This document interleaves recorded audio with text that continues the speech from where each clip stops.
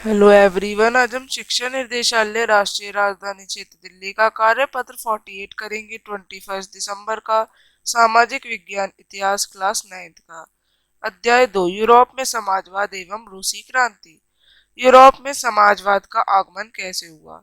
तो फ्रांसीसी क्रांति में समानता, बंधुत्व यानी भाईचारा, न्याय जैसे विचारों को पूरे यूरोप में फैलना, सामंतवाद का कमजोर होना और नए राष्ट्रों के उदय की भावना, औद्योगिक क्रांति के कारण मजदूरों की संख्या और अवस्था में भारी बदलाव के साथ पूंजीपतियों के साथ वर्ग संघर्ष बढ़ना। चौथा, व्यापार और मध्यम वर्ग का तेजी से उदय होना। पांचवा, विज्ञान की नवीन खोज और यातायात साधनों के विकास। छठा, Karl Marx, Friedrich Engels Hegel जैसे समाजशास्त्रियों का प्रभाव। तो 1870 तक समाजवादी विचारधारा यूरोप में फैल चुकी थी। अपने प्रयासों में समन्वय लाने के लिए उन्होंने द्वितीय इंटरनेशनल नामक एक अंतरराष्ट्रीय संस्था बनाई। इंग्लैंड और जर्मनी के मजदूरों ने अपनी जीवनी और कार्य स्थितियों में सुधार लाने के लिए संगठन बनाना शुरू कर दिया था। जर्मनी में सोशल डेमोक्रेटिक पार्टी के साथ इन संगठनों ने गहरे रिश्ते बना लिए और संसदीय चुनाव में वो पार्टी में मदद भी करते थे। 1905 तक समाजवादी और ट्रेड यूनियन आंदोलनकारियों ने ब्रिटिश में लेबर पार्टी और फ्रांस में सोशलिस्ट पार्टी बना ली। 1914 तक यूरोप में समाजवादी पार्टी कहीं भी सरकार बनाने में कायम नहीं हो पाई, लेकिन कानून बनवाने में उसकी महत्वपूर्ण भूमिका रही। सातवां, सरकारों में रूढ़िवादी, उदारवादी और रेडिकलों को ही दबदबा बनाया गया। अब आगे यूरोप में समाजवाद के विस्तार में सहायक कार्यों की सूची। पहला, पूरी यूरोप में समानता, बंधुत्व और न्याय जैसी फ्रांसीसी क्रांति के आदेशों का प्रसार। कुलीन वर्ग का कमजोर होना और नए राष्ट्रों का उदय।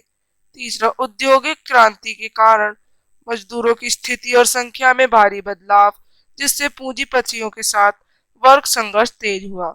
चौथा, व्यापार का उदय और मध्यम वर्ग का विकास। पांचवा, विज्ञान की नई खोज और परिवहन के साधनों का विकास। छठा, कार्ल मार्क्स, फ्रेडरिक एंगल्स और हेगल की समाजवादी विचारधाराओं का प्रभाव। दूसरा प्रश्न, यूरोप में समाजवाद के विस्तार में उद्योगीकरण की भूमिका का विश्लेषण कीजिए। औद्योगिक क्रांति के कारण मजदूरों की दशा और संख्या में भारी परिवर्तन हुआ, जिससे पूंजीपतियों के साथ वर्ग संघर्ष और बढ़ गया। तीसरा प्रश्न, समाजवाद के बारे में कार्ल मार्क्स के विचारों को आप अपने शब्दों में लिखें। मार्क्सवाद 19वीं सदी के उत्तरार्ध में कार्ल मार्क्स द्वारा विकसित एक दर्शन है जो सामाजिक, राजनीतिक और आर्थिक सिद्धांत की एकीकृत करता है। ये मुख्य रूप से मजदूर वर्ग और स्वामित्व वर्ग के बीच की लड़ाई में संबंधित है और पूंजीवाद पर साम्यवाद और समाजवाद का पक्षधर है। चौथा, समाजवादी विचारों का यूरोप में कैसे फैलाव हुआ। 1870 के दशक तक समाजवादी विचार पूरे यूरोप में फैला। दूसरा, अपने प्रयासों को सामान्यित करने के लिए उन्होंने एक अंतरराष्ट्रीय निकाय का गठन किया, अर्थात दूसरा अंतरराष्ट्रीय आंदोलन।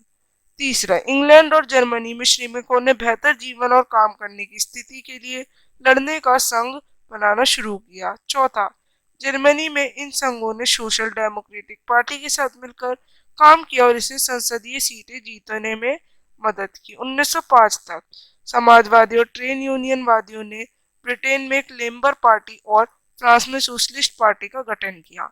छठा, 1914 तक सोशलिस्ट पार्टी यूरोप में सरकार बनाने में कभी सफल नहीं हुई, लेकिन उनके विचारों को कानून को आकार दिया।